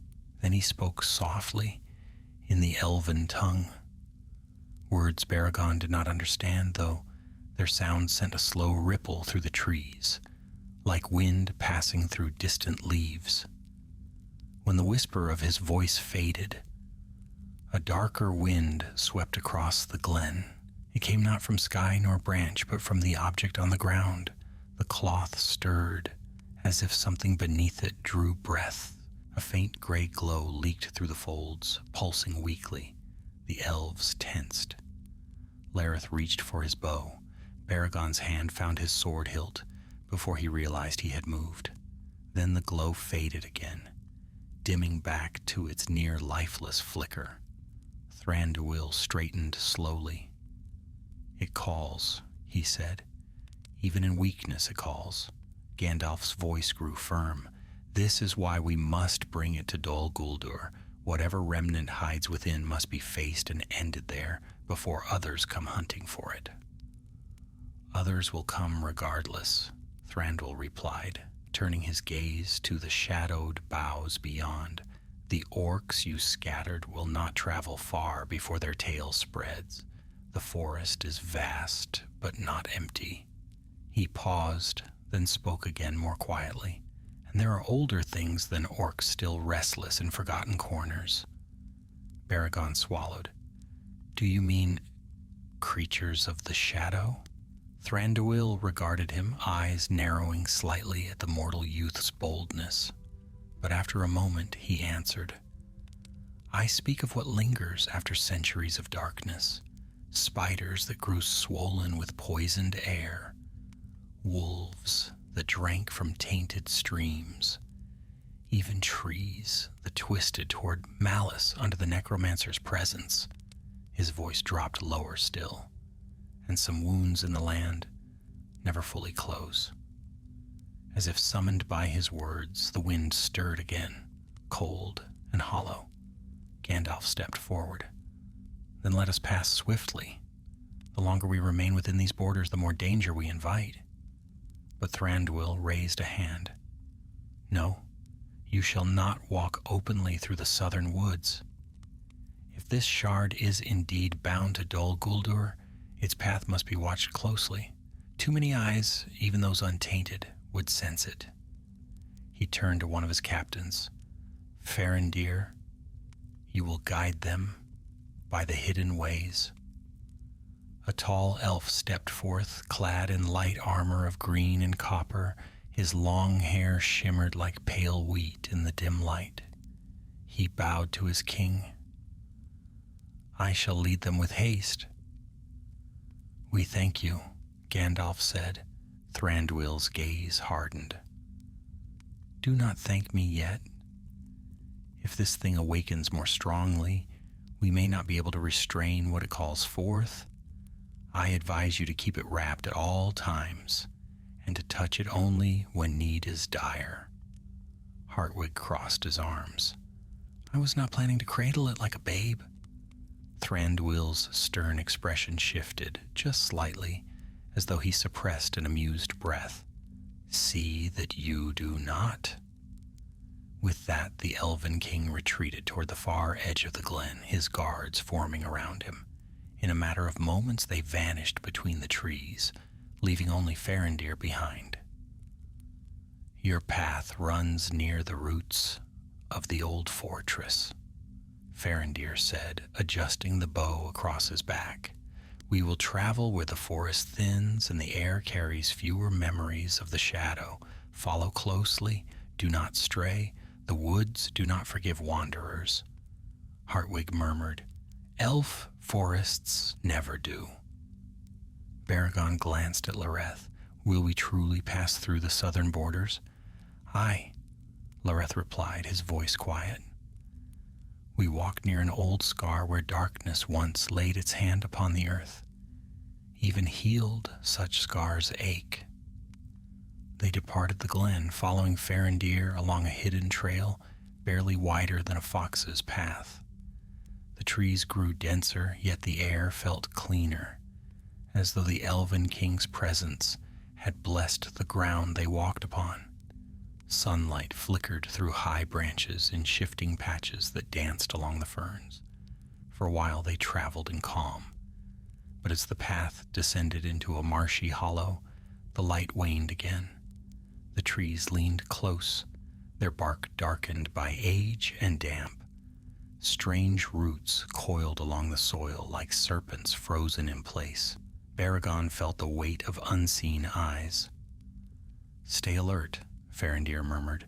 "This is the borderland between Thranduil's realm and the southern wilds. Few patrols reach this far." Hartwig spat aside. "Smells like a bog, soaked in bad dreams." No sooner had he spoken than a faint skittering echoed from the underbrush. Baragon turned sharply. "What was that?" Farendir drew an arrow. Too light for an orc, too swift for a bird. The skittering grew louder, a rustle, then silence, then another rustle. Lareth's voice dropped to a whisper. "We are being hunted." Gandalf stepped to the front, staff raised. "Not hunted, watched." A shadow slid across the branches, then another. Suddenly dozens of tiny eyes glimmered faintly in the dimness, cold, gleaming beads of malice. Hartwig reached for his axe. Spiders. Farendir's face hardened. Not the great brood of old, but remnants, survivors, hungry. A low hiss rippled through the brambles. The forest darkened around them. Baragon gripped his sword tightly, breath slowing. The earlier calm of the woods felt like a memory now, distant and fragile. Gandalf stepped forward, staff glowing faintly. "Make no sudden move unless forced. If they test our strength, they must learn swiftly that we are no prey." But even as he spoke, a spider leapt from the branches above, landing barely an arm's length away, pincers clicking. Baragon raised his blade. Lareth raised his bow. Hartwig bared his teeth in a snarl, and the gray shard in Hartwig's pack gave a faint, unnatural throb, like a heartbeat, waking something darker in the forest's depths. The spider that had dropped before them crouched low, its legs splayed wide, its body glistening black. Beneath the faint shafts of light, its many eyes shimmered like droplets of obsidian, fixed on Gandalf's company with cold hunger. The air thickened with the stench of rot and damp silk. Hartwig did not wait for it to spring again.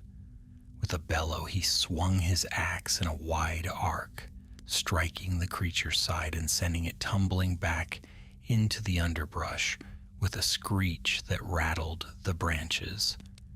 Yet even before its cry faded, more shapes skittered across the trees, dark silhouettes darting across bark and bough like quick-moving shadows. Farendir stepped forward, bowstring drawn, voice low and taut. "Stand close. They test us." Lareth fired an arrow that flew with swift grace, striking a spider scuttling along a drooping limb. Another arrow shot past Baragon's ear, piercing a second creature before it could leap. But more came. Two dropped from above, landing near Hartwig. He swung at one, splitting it cleanly, but the second lunged for his shoulder. Baragon moved without thought, intercepting it with his blade. The spider crashed to the earth, twitching as dark ichor seeped from its severed limbs. "Stay close to the staff," Gandalf commanded, raising his own weapon high. Light flared, white at first, then tinged faintly gold. It washed outward in a protective ring, pushing back the encroaching shadows. Several spiders recoiled, hissing as the radiance singed their limbs, but the light's reach faltered. The wrapped casket on Hartwig's back pulsed again, once, twice, then gave a faint throb that dimmed Gandalf's aura as though drawing strength from the air around it.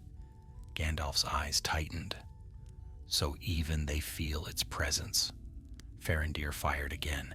"They are drawn to it," Lareth added. "Then we cannot stay here." The spiders closed in, emboldened by the shard's pulse. One leapt at Baragon's left side. He blocked just in time, but the force of the creature's weight sent him staggering backward. It snapped its pincers inches from his face. Before it could strike again, Hartwig's hand shot out, grabbing the creature by its abdomen and hurling it against a tree trunk. The impact crushed it with a sickening crack. "Stay upright, lad," the Bjorning barked. "These beasts won't show mercy if you fall." Baragon steadied himself and nodded, breath quick but controlled. The forest erupted in motion, spiders darting from every direction, skittering across roots and leaping through the air. Gandalf swept his staff in a wide arc, casting a flash of bright force that sent several tumbling backward. Lareth's bow sang, arrow after arrow piercing dark bodies. Farendir fought with both blade and bow, moving with fluid precision. Hartwig hewed through any creature foolish enough to come within reach. Still they came. Baragon's sword met another attacker. He struck once, twice, driving the blade deep. Yet as the creature fell, two more replaced it. A hairy leg scraped his shoulder before Lareth leapt to his side, slashing the spider apart. "They will overwhelm us," Lareth warned. Gandalf seized the moment, thrusting his staff toward the forest canopy. A shaft of brilliant white fire burst forth, spiraling upward through the branches. It split into streaks of radiance that crashed back down around them like falling stars. The spiders shrieked, some in fear, some in pain, and scattered into the shadows of the forest. Their limbs twitched as they fled, vanishing into crevices and hollows where the light could not follow. Silence reclaimed the woods. Baragon lowered his sword, chest heaving. Are there more?" Farendir kept his bow ready. "There are always more, but they will not return while the forest remembers that blaze." Hartwig lifted his pack, grumbling. "If the cursed shard calls such things from every corner, we'll hardly reach the fortress alive." Gandalf exhaled slowly. "It is not calling them, not directly, but its presence unsettles the wild things that grew fat and fierce in the shadow." Lareth sheathed his blade, "And we walk ever nearer to where such creatures once swarmed."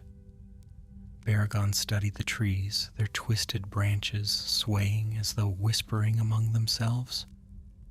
"This part of the forest, it feels different from the glen we left." Farendir nodded. "Because it is different. We now walk in lands that have not fully healed. Thranduil's power reaches far, but even he cannot cleanse all scars left by the necromancer." Gandalf motioned for them to follow. "We must move quickly. The spiders were but a warning. The forest will not offer a second." They pressed onward. The hidden path wound between dense thickets and ancient trunks whose bark bore strange scars. The air grew cooler, thick with the musk of damp soil. Every so often Baragon glimpsed faint strands of web clinging to high branches, trembling as the wind passed. Though the spiders had fled, their presence lingered like stale breath. Hours passed with little pause. Only when the sun dipped low and the forest dimmed to the shade of twilight did Farendir lead them into a sheltered hollow carved between two great stones. "We rest here," the elf said, "only briefly. We should reach the foothills of Dol Guldur by the next dawn if we keep pace." Hartwig dropped heavily onto a fallen log. "And will the fortress greet us with spiders, or something fouler still?" Farendir did not answer. Lareth, however, spoke quietly. "Dol Guldur is a place of old malice. Even abandoned, it holds memories none should stir." Baragon turned to Gandalf. "Master, when we reach the ruins, what exactly must we do with the shard?" Gandalf eased himself against a stone, his features weary. though not defeated. There's a vault beneath the old foundations, a place where Sauron conducted his foul experiments long before the war, a forge of crooked purpose. His voice lowered. The shard must be cast into that chamber. Only the residual darkness there can swallow its echo entirely. Baragon frowned. We risk bringing it back to its birthplace. Yes, Gandalf said, but only there can the last ember be quenched. Lareth glanced toward the wrapped casket. And if the shard awakens more fully before we reach the ruins, Gandalf's gaze hardened, then we must ensure it does not fall into any hand, whether mortal or creature of shadow, even should that mean destroying it in the only way left to us. Hartwig lifted his head. And what way is that? But Gandalf said nothing. The fire crackled softly. Though none gathered close to it for warmth, the forest pressed around them like a silent, watchful host. Baragon tightened his cloak against the creeping chill and kept one hand upon his sword hilt. Though the spiders had been driven off, he could not shake the feeling that the forest itself waited, testing their resolve, measuring their strength. The shard pulsed faintly in Hartwig's pack like a dying heartbeat. Yet even so, Baragon sensed it was not finished stirring. The night grew long and heavy, as though the forest pressed closer with each passing hour. The faint breeze that whispered through the boughs earlier had stilled, leaving the air thick and unmoving. A sense of restless waiting crept through the hollow where Gandalf and his companions had made their brief camp. Baragon, seated with his back against a stone, found his eyelids drooping despite the unease coiling in his thoughts. But sleep would not claim him easily.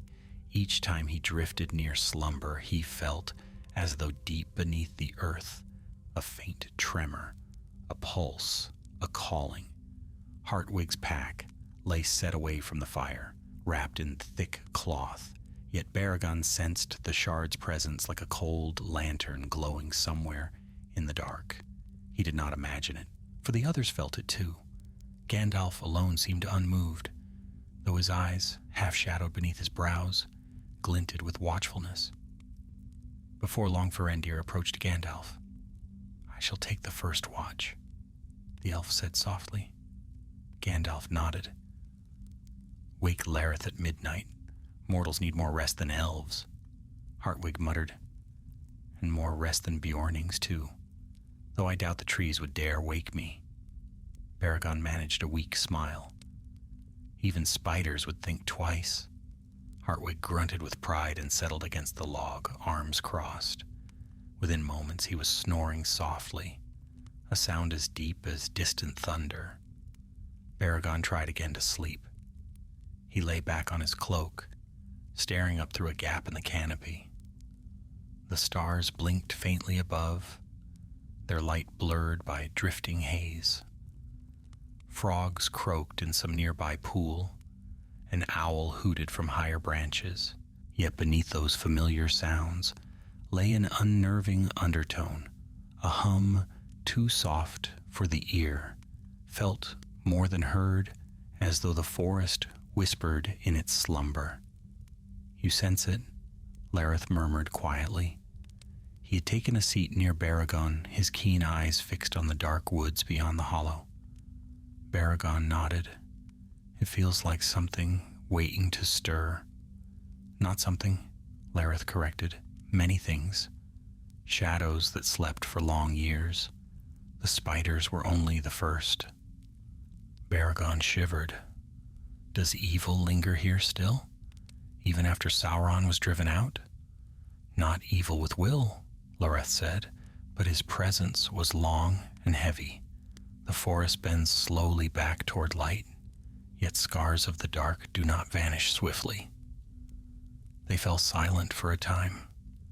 Baragon listened as the forest murmured, and though fear stirred in him, he felt steadied by Lareth's calm presence. Eventually sleep overcame him. He woke to Gandalf's hand on his shoulder. "Rise, lad," the wizard said softly. "We must move again." The fire was cold, a hollow gray with pre-dawn light. Farendir stood ready, Lareth already tightening the straps on his quiver. Hartwig rubbed his eyes and gave a groaning stretch. They ate sparingly and began their march.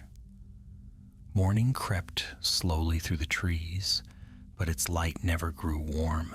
Mists swirled around the trunks in drifting ribbons.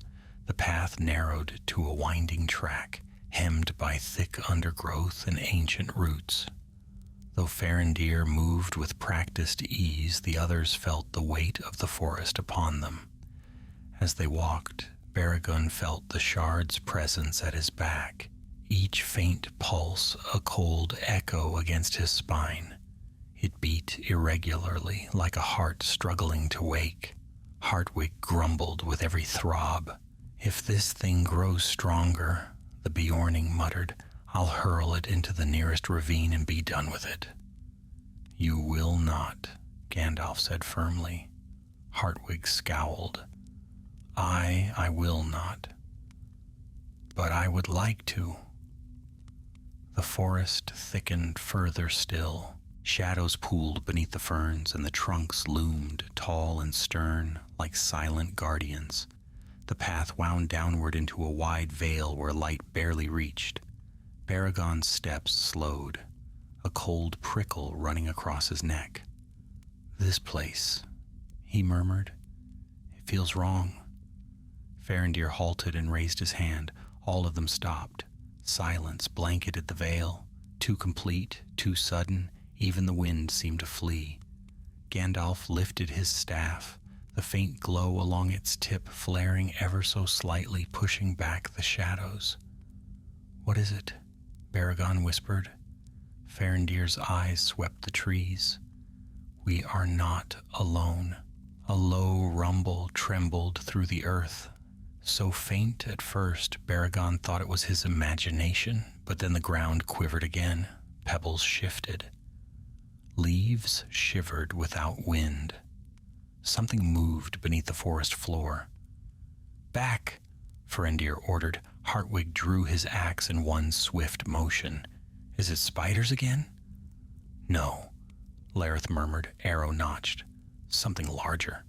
The rumble grew, rising from a tremor to a deep groaning shudder. Trees swayed. Soil cracked. Gandalf stepped forward, planting his staff firmly. A mound of earth heaved upward, splitting open like a wound in the ground. Rotting roots tore free, moss peeled away. A stench of old decay spilled forth. Then, from the gash in the earth, a massive shape emerged. It crawled out slowly, dragging its bulk with thick, stump-like limbs. Its hide was rough and mottled, like bark fused with flesh. Moss clung to its shoulders. Its head resembled some twisted echo of a troll's, broad, heavy-jawed, but its eyes were hollow pits, lit with a dim, sickly green glow. "A wood troll?" Lareth whispered, voice tense. "A remnant of old corruption." Baragon stared, heart hammering. He had heard of such creatures, trolls shaped by dark sorcery, hardened by the foul forests of the south. But he had never imagined one still roamed the borders of Mirkwood. The creature's gaze fixed on Hartwig's pack. On the shard, the troll gave a guttural roar, low, rasping, filled with hunger and rage. It lumbered forward, branches snapping beneath its weight. "Scatter," Gandalf commanded. The company sprang in different directions, just as the troll's arm crashed down where they had stood. The ground shook violently. Baragon rolled aside, narrowly avoiding a sweeping strike that shattered a nearby boulder. Hartwig charged with a furious yell, swinging his axe into the troll's leg. The blade bit deep, but not deep enough. The creature howled and kicked, sending Hartwig sprawling backward through a tangle of roots. Lareth fired arrow after arrow, each sinking into thick hide, yet the troll barely slowed. Farendir leapt onto a fallen log, loosing arrows in rapid succession. "Aim for its eyes," he shouted. Baragon forced himself forward. His instinct screamed to flee, but he gripped his sword tightly and ran toward the creature's flank. He slashed at its arm, his blade cutting into the softer flesh beneath the bark-like skin. The troll jerked violently, knocking Baragon off his feet. The shard pulsed again, far brighter this time. The troll shuddered as if answering the pulse. Gandalf stepped forward, voice ringing with power. "Enough!" White fire burst from his staff, striking the troll square in the chest. The creature reeled backward with a bellow, smoke rising from the scorched wound, its staggered limbs trembling. Hartwig scrambled to his feet and swung his axe once more, this time cleaving deep into the troll's knee. The creature collapsed with an earth-shaking crash. Gandalf raised his staff again, light blazing, brighter than before. The troll snarled weakly, lifting a claw toward the wizard. Then Gandalf struck. A blinding flare consumed the troll's head, searing through flesh and shadow alike. The creature convulsed once, twice, and fell still at last, its body sinking into the soil with a dull, final thud. Silence returned. Slowly the forest exhaled. Baragon pushed himself upright, breath ragged. Are such things truly still wandering these woods? Farendir nodded grimly. Few, but some cannot be undone. They slumber unless stirred. And we stirred it, Hartwig muttered. No, Gandalf said quietly. The shard stirred it. He turned toward Hartwig's pack. The faint glow seeped through the cloth, stronger than before. Baragon stared, dread knotting in his chest. It grows. Yes, Gandalf murmured, voice grave. And now there is no doubt. He lifted his staff, face set with grim resolve. It awakens. The forest did not return to peace after the troll's fall. Instead, the air thickened with a deeper, quieter tension, like a bowstring pulled taut, waiting for the release. The ground where the troll collapsed still smoked faintly, its form sinking slowly into the damp earth as if the forest wished to swallow every trace of the creature. Gandalf stood motionless beside the decaying bulk, his staff planted between twisted roots. His eyes were fixed upon the wrapped casket on Hartwig's back, where the faint gray glow now pulsed with a slow, ominous rhythm. To Baragon, it felt uncomfortably like a heartbeat, one that did not belong to anything living. Hartwig shifted uneasily, adjusting the straps of his pack. This cursed shard is going to drag half the forest after us, he muttered, and perhaps the other half will join for sport. Lareth glanced warily at the trees. We must move before more things answer its call. Farendir nodded stiffly. The path rises ahead. Once we reach higher ground, the forest's grip may weaken. Gandalf turned toward the dark trail. Then let us go at once. The shard wakes, and with every beat it sends ripples across the land. Baragon felt the weight of those words settle heavily in his chest. He wiped sweat from his brow, sheathed his sword, and followed as the company pressed onward. The trees grew denser as they ascended, the trunks rising tall and straight like pillars of an ancient hall. Moss and tangled roots clung to the path, making each step cautious. Ahead, the forest dimmed even further, the sun blocked by thick woven branches. Baragon sensed something old in these woods, older than the trolls, older than the spiders, something waiting beneath bark and soil. Farendir halted suddenly. "Do you hear that?" he whispered. Baragon strained his ears. For a moment he heard nothing but his own heartbeat. Then, faintly, there came a low moan from far off in the trees, followed by a rustling like many bodies shifting at once. Hartwig gripped his axe. Not spiders again. No, Lareth murmured. This is heavier. Something moves with weight. The sound faded as quickly as it had come, swallowed by the forest's gloom. Gandalf gestured forward with his staff. Do not dwell on shadows. They will grow if we give them room. The company pressed deeper into the woodland. Hours passed with little speech, broken only by the crunch of boots on old needles and the occasional warning from Farendir about a hidden root or low branch. Yet the shard's pulse grew ever so slightly stronger, like a whisper creeping toward full voice. As evening approached, the path curved sharply around a rocky outcrop. Farendir paused there and signaled them to crouch low. They followed, and when Baragon peered around the stones, his breath caught. The forest beyond opened into a wide ravine carved by age and rain, and at its far end, crowned by the last slanting light of day, stood the broken hill of Dol Guldur. It loomed like a gnarled claw against the fading sky. Its towers, now toppled and jagged, lay half buried beneath vines and fallen stone. Great crevices split the crumbling walls, and dark entryways gaped open like wounds in the mountainside. A thin mist coiled around the ruins, drifting like the ghosts of long vanquished sorrows. Even from this distance, the sight of the fortress sent a cold shiver along Baragon's spine.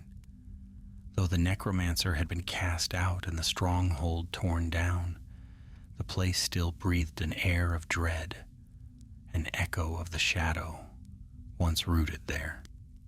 Lareth bowed his head slightly. So the darkness slumbers still. Hartwig scratched his beard. I'd hoped it would look less cursed. Evil leaves stains that age alone cannot wash away, Gandalf said quietly. And though Galadriel's power broke its walls, the foundations run deep, deeper than stone. Farendir stepped back from the ledge. We must descend carefully. The land around the ruins is treacherous. Old pits, broken tunnels, and the burrows of foul creatures still riddle the ground. And orcs? Baragon asked. No host remains, Farendir replied. But the scattered ones, those driven from the war, may still creep among the shadows. Gandalf gestured for them to follow him down a narrow trail flanked by thorny bushes. They descended slowly.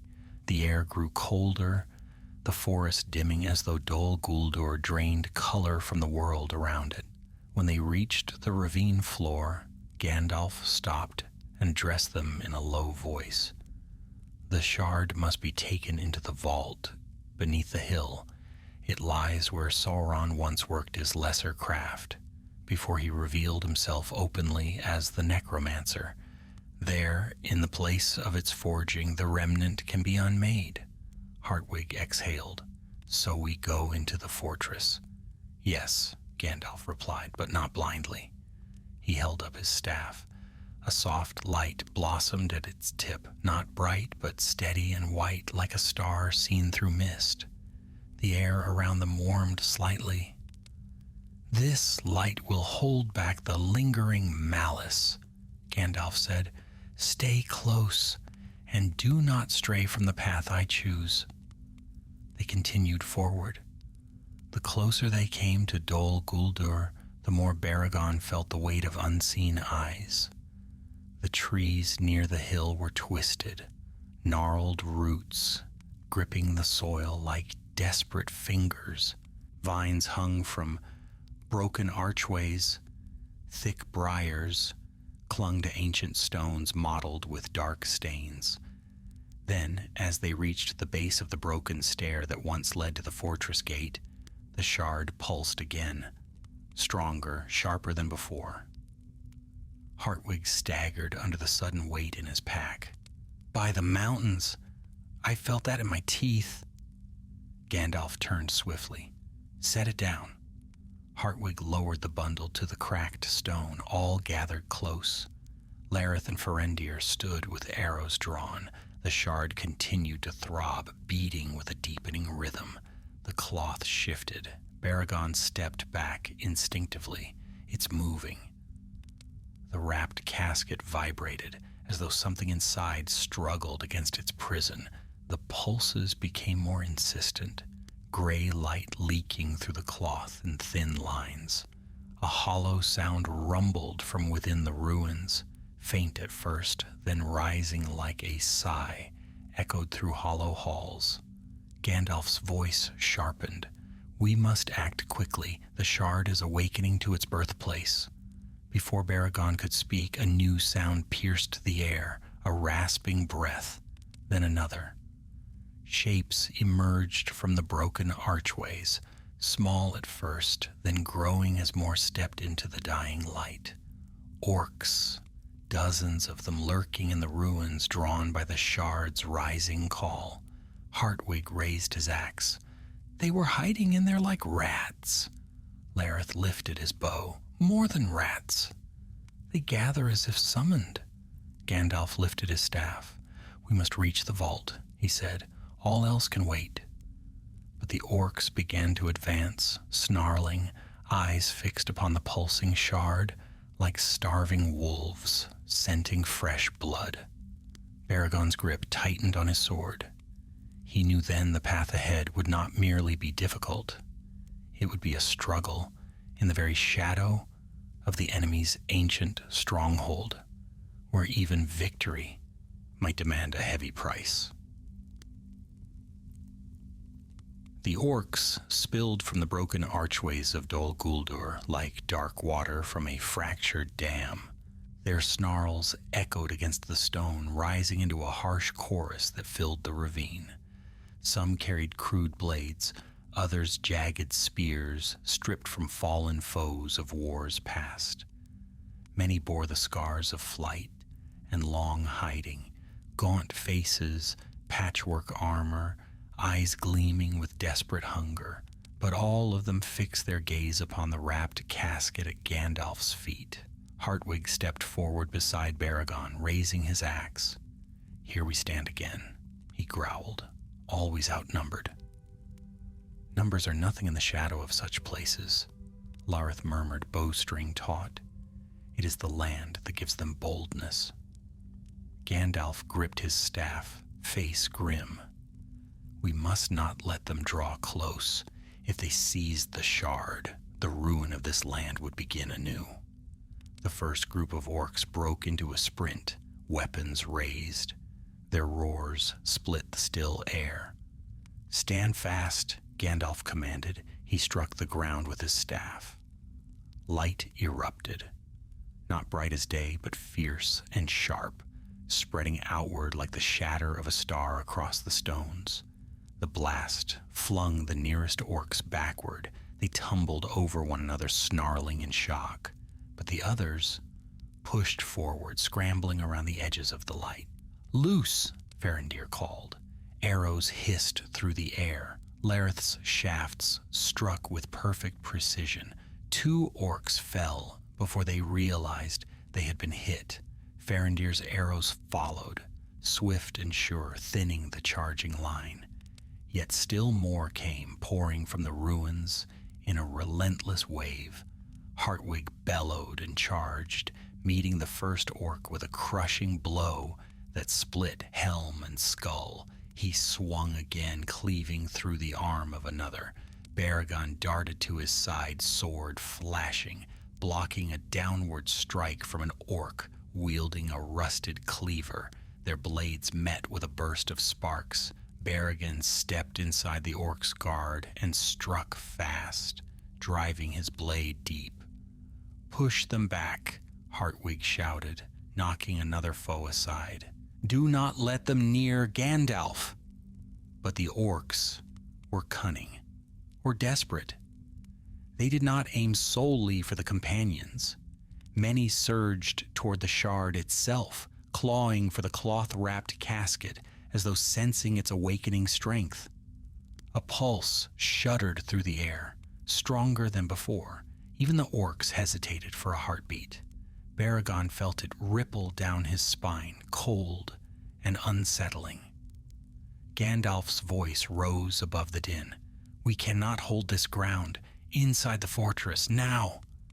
Baragon nearly faltered. "Inside? It is our only path."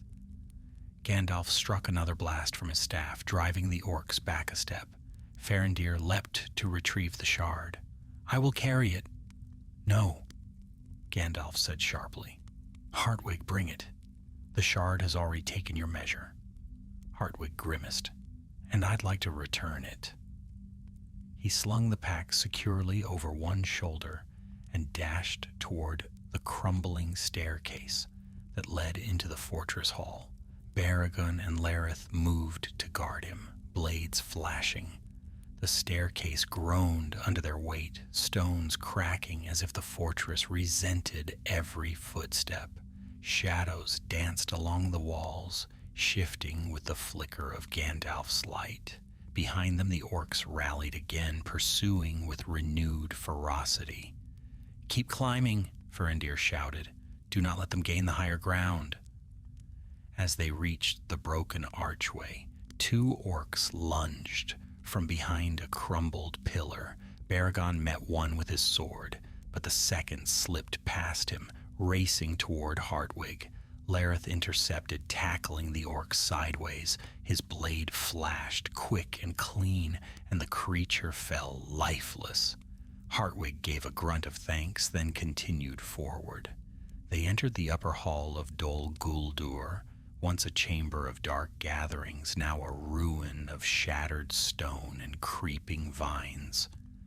Moonlight filtered through gaps in the ruined ceiling, casting long beams across the floor. Their breath echoed in the vast silence, broken only by distant growls from below. Gandalf strode ahead, pressing his staff against a wall carved with ancient runes. "This way. The lower vault lies beneath the eastern tower." "We go deeper?" Baragon asked. "Yes," Gandalf said. "Downward where the roots of the fortress lie. Only there can we end this." Farendir covered their rear, firing arrows down the stairwell as the orcs began to swarm after them. "Go! I will follow!" The company hurried across the hall. Moss-covered flagstones shifted under their feet, and distant echoes suggested things stirring in the depths below, whether merely the natural groans of the broken fortress or something worse. None could be sure. They reached a spiral stair half collapsed, descending into darkness. Gandalf stepped onto the first stone. "This leads to the forge chambers." Hartwig snorted. "A place I never wished to see." "None of us wished it," Gandalf answered, "but we go where we are needed." They descended. The air grew cold, heavy with ancient damp. Strange cracks in the walls emitted faint drafts carrying the scent of long-forgotten fires. Baragon felt the pulse of the shard against his back with each step, not painful but insistent, like a steady knock on a sealed door. They reached the bottom of the stairs and entered a wide corridor, dark and silent. The walls bore black scorch marks as though great fires had once burned here. Broken chains hung from iron rings, clinking faintly in the draft. Farendir caught up with them, breath swift but controlled. "They are coming. Many." "Then hurry," Gandalf said. The corridor opened into a vast chamber beneath the hill. The remnants of ancient forges lined the walls, stone shapes warped by age, rusted tools scattered across the cracked floor. Broken anvils lay like fallen giants. At the far end of the chamber yawned a deep pit, an old furnace, now cold as winter stone. Gandalf approached the pit. "This is the place." Before Hartwig could lower the pack, the shard pulsed violently, bright gray light seeping through the wrappings. Then the wrappings tore. A beam of cold light burst from the casket, swirling upward like a twisting column. The chamber vibrated as though the fortress itself shuddered awake. Baragon shielded his eyes. "It's breaking free!" Lareth stepped back, bow drawn, though the weapon seemed pitiful against such power. From the torn cloth rose a shard of metal, dark gray, edges glowing like smoldering coals. It hovered above the pit, spinning slowly, exhaling pale, twisting flame. Farendir whispered, "This is no simple remnant." Gandalf stepped forward, staff raised high. "Back! Do not touch it!" The shard pulsed once more, so sharply that the chamber lights dimmed. Then the orcs poured into the forge chamber, snarling with mad hunger, eyes fixed upon the floating shard. Hartwig cursed. They would leap into the pit for it, and so would others, Gandalf murmured grimly. He lifted his staff high. "We end it here."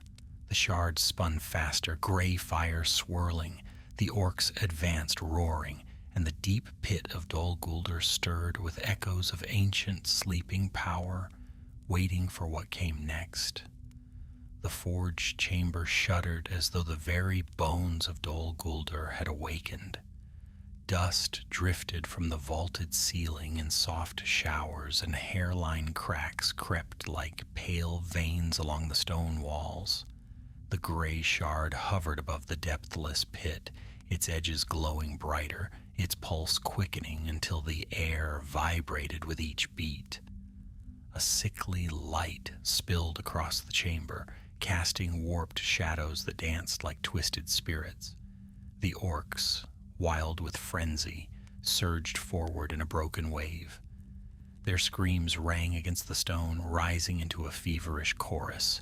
Some clawed past their kin with desperation, fingers grasping toward the floating shard, as though its flame promised dominion or doom. They did not care which. "Hold the line!" Gandalf commanded, voice cutting through the chaos like a blade. Baragon lifted his sword, just in time to parry an orc lunging from the left. Its blade screeched along his guard, sparks dancing, but Baragon stepped inside its swing and struck once, cleanly. The creature crumpled. Another came from behind. Baragon pivoted, striking its wrist, sending its weapon clattering away before Lareth's arrow finished the foe. Hartwig bellowed, "Aye! Come then, you shadows. I've breath and strength enough for all of you." His axe swept through two attackers at once, the powerful arc cleaving through rusted armor. Yet more orcs pressed in, climbing over the fallen bodies of their own like starving wolves. Farendir fought with cold precision, every arrow unerring, yet even he could not thin their numbers quickly enough. "They will overwhelm us," he warned, drawing and firing again. Gandalf raised his staff. A radiant blast erupted outward, striking the nearest cluster of orcs and hurling them backward. Yet even as they fell, the shard pulsed violently, shaking off the blast as though absorbing the magic itself. The wizard's face tightened. This chamber still remembers Sauron's craft. The shard feeds on those echoes. From the pit below came a deep groan, low, ancient, and hollow, as though the darkness itself exhaled. Baragon's skin prickled. "What lies beneath?" "Not a creature," Gandalf answered, eyes never leaving the shard, "but the memory of a power once wielded here. Memories have weight in such places." The shard suddenly streaked upward, then plunged downward, hovering mere inches above the lip of the furnace pit. Gray flame poured off it in curling ribbons that licked the edges of the stone. "Gandalf," Lareth called, "it seeks the pit." "Yes," Gandalf murmured, "it seeks its birthplace." Then the shard flared again, this time with brilliant, blinding cold. The flame burst outward, enveloping the chamber in a swirling vortex of gray. The light ripped across the floor like snapping whips, forcing the company to shield their eyes. When Baragon blinked away the glare, he saw something new. The shard had begun to take shape, not like a creature of flesh, but as a form of flame, long and bending, like a serpent's shadow coiled into living fire. A ghostly outline flickered around the shard, as though memory, malice, and power were struggling to bind themselves into a single form. Farendir whispered in horror, "It awakens a remnant of his will." "Not Sauron's will," Gandalf snapped. "A reflection only, a broken echo. But an echo can still wound." The spectral shape rose higher, its form gathering strength. Its long maw opened in a silent snarl, and the air turned bitterly cold. The orcs fell to their knees before it, trembling, hissing in reverence or fear. Baragon felt dread coil in him like a tightening rope. "Master Gandalf, how do we fight such a thing?" Gandalf strode to the edge of the pit, staff blazing white. "Not by strength of arms. This must be ended at its root." He struck the stone floor with his staff. A circle of light spread outward, pure and bright, forcing the spectral shape to recoil. The shard's flame sputtered, but only briefly. The shape lunged, swirling with renewed fury, hissing in a hollow, voiceless roar. "Go!" Gandalf called. "Keep the orcs at bay. I must hold the shard in place." Baragon did not hesitate. He rushed to Hartwig's side, meeting the next wave of orcs. Lareth and Farendir moved with swift grace, cutting down those that tried to break past them toward Gandalf. Hartwig laughed despite the danger, swinging his axe with tireless fury, yet the enemy pressed on, heedless of fear. Then the spectral form struck. Gray flame lashed out, sweeping across the chamber. It slammed into the far wall, tearing ancient stone free. The blast knocked several orcs backward, but one stray tendril of flame struck near Baragon, flinging him off his feet. He hit the ground hard, sliding across broken rock. His vision blurred. Through the haze, he saw Gandalf standing before the pit, light pouring from his staff in a fierce flood. The wizard seemed taller than ever, stern, resolute, the glow around him fighting back the gray fire inch by inch. But the shard strained against him, its pulse now a thunderous beat that shook the chamber. Baragon forced himself upright. "Hartwig," he gasped. The Bjorning was locked in a battle with 3 orcs at once.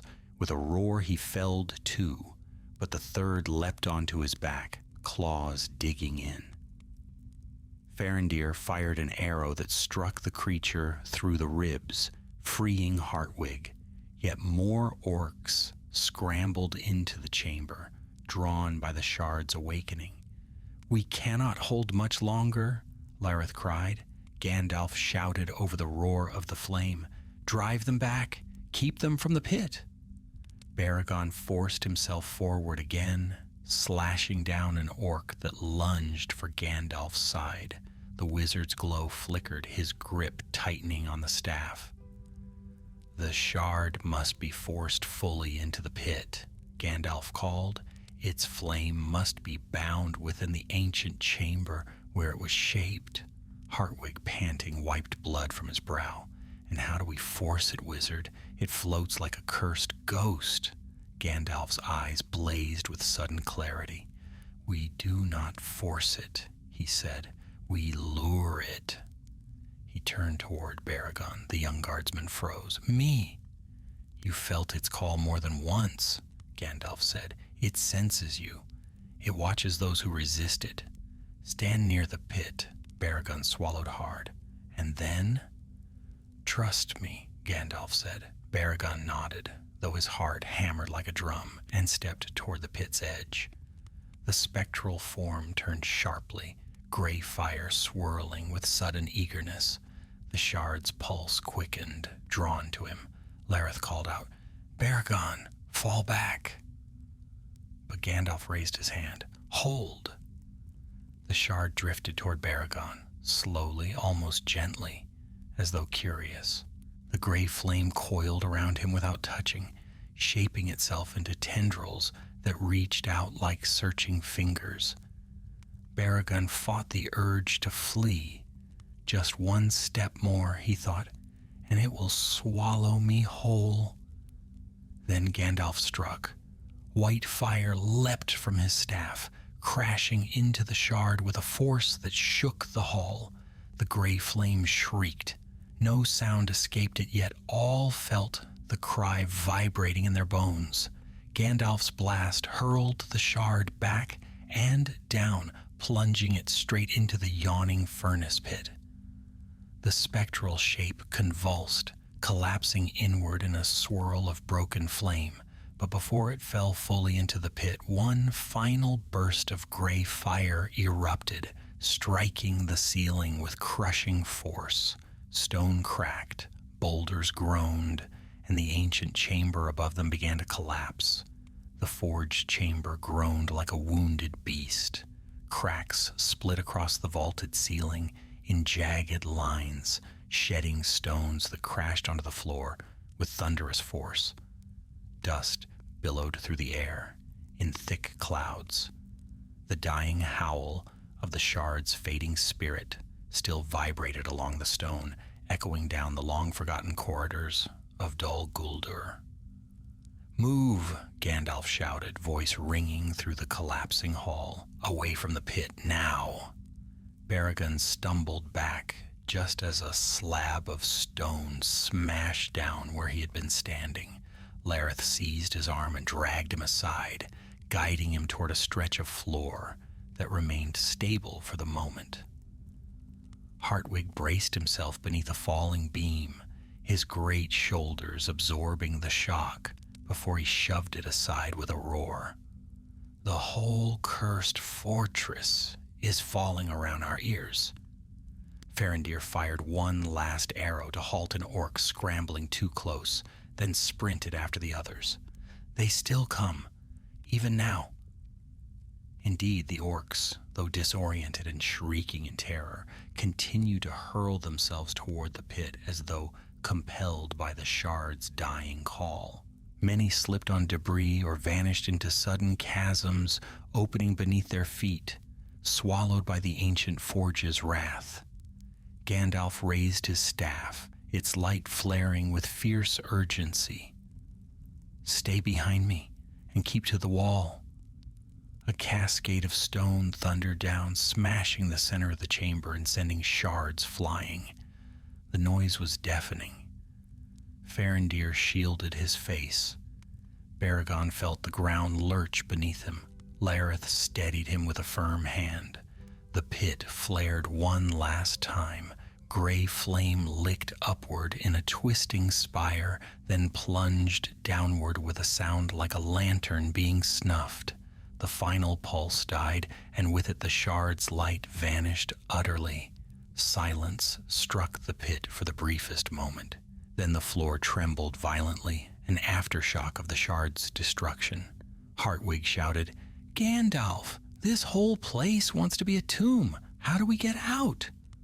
"The same way we came," Gandalf called back. "But quickly, follow me." He dashed toward the corridor they had entered through, the only path not yet swallowed by ruin. The others followed closely, weaving between falling stones. Baragon slipped once on a loose slab, but Hartwig's hand caught him and hauled him upright. The hallway ahead was cracked but still intact. Gandalf's staff blazed a path through the swirling dust as they ran. Behind them, the ceiling of the forged chamber gave way in a massive collapse. The roar of falling stone and the screeching wails of trapped orcs merged into a terrible thunder clouding the air. Baragon didn't look back. They reached the spiral stair. Its topmost steps had shattered, but enough remained to climb. They ascended swiftly, each footfall echoing in the stone shaft. Yet even here, the walls trembled. "Faster," Farandir urged, glancing over his shoulder as a section of wall cracked and buckled. They emerged into the upper hall, shattered beams and broken pillars lying strewn across the floor. The moonlight filtering through the ruined ceiling painted everything in pale, ghostly light. Dust hung like mist in the air. "Out of the fortress," Gandalf commanded. The orcs that had pursued them earlier were scattered or crushed by falling debris. A few half-conscious creatures clawed feebly at the rubble, only to be buried again as another section collapsed. Baragon felt a strange pang of pity, brief and faint, but he knew that mercy had no power in this place. Dol Guldur consumed all who remained within its grasp. The company reached the broken stairway at last. Cold night air rushed to meet them as they burst from the ruin's threshold into the ravine outside. The ground trembled underfoot, sending pebbles skittering down the slope. Behind them, Dol Guldur heaved a final shudder. Then, with a half-sigh, half-roar, part of the upper wall caved inward, the sound echoing down the ravine like thunder, rolling across empty plains. Baragon bent over, breath ragged, hands braced on his knees. Is it done?" he gasped. Gandalf stepped forward, turning toward the crumbling ruin. His white cloak fluttered in the cold wind. "The shard is unmade," he said, "its echo broken. The remnant of its power dies even now." Farandir scanned the shadows. "Do more orcs linger?" "Some," Lareth replied, "but they flee. Their will was bound to the shard's spark. Without it, they scatter like dust." Hartwig